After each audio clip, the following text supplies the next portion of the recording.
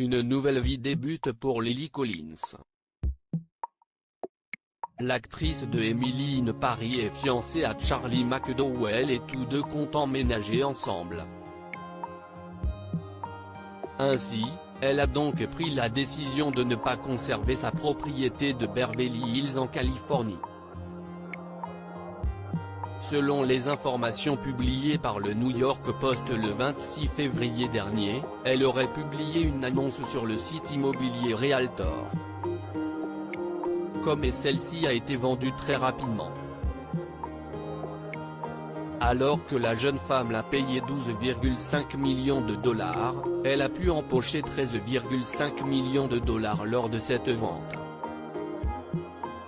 Une belle plus-value sur son bien.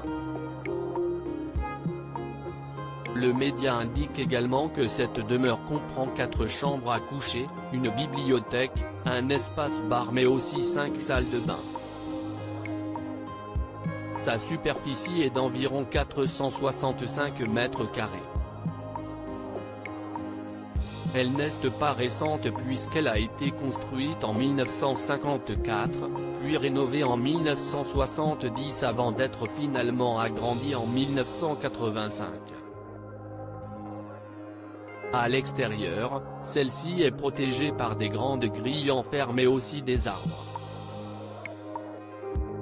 Il y a également une cour en briques qui permet de garer des voitures, un terrain de tennis et une grande piscine. Vendue en un temps record, il semblerait que la maison de Lily Collins s'est rapidement séduit. Lily Collins est à l'affiche de la série Emily in Paris, sortie le 2 octobre dernier sur Netflix.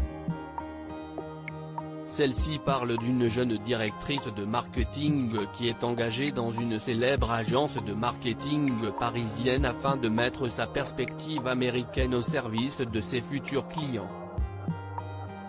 Si au premier abord la série avait tout pour plaire, elle a rapidement été au cœur de nombreuses polémiques.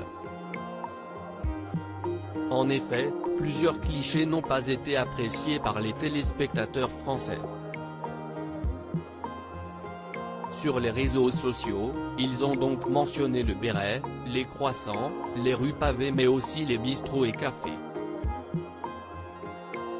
D'autres ont, quant à eux, souhaité revenir sur les manifestations de gilets jaunes, les personnes sans abri ou les travaux dans la rue, que la protagoniste n'a jamais eu l'occasion de voir. De plus, les rues sont désertes, sans déchets et Emily ne prend jamais le métro puisqu'elle fait tout à pied. Une représentation idyllique de la vie parisienne, qui n'a pas fait l'unanimité. Une nouvelle polémique pour la série alors que la série a été au cœur de nombreuses polémiques depuis sa sortie, une nouvelle a récemment vu le jour. La raison ? Sa nomination au Golden Globe. En effet, celle-ci était nominée comme étant la meilleure série comique et de nombreuses personnes n'ont pas hésité à faire part de leur désapprobation. L'une d'entre elles est Debra Kopek, qui a affirmé qu'une série aussi légère ne devrait pas faire partie de la cérémonie.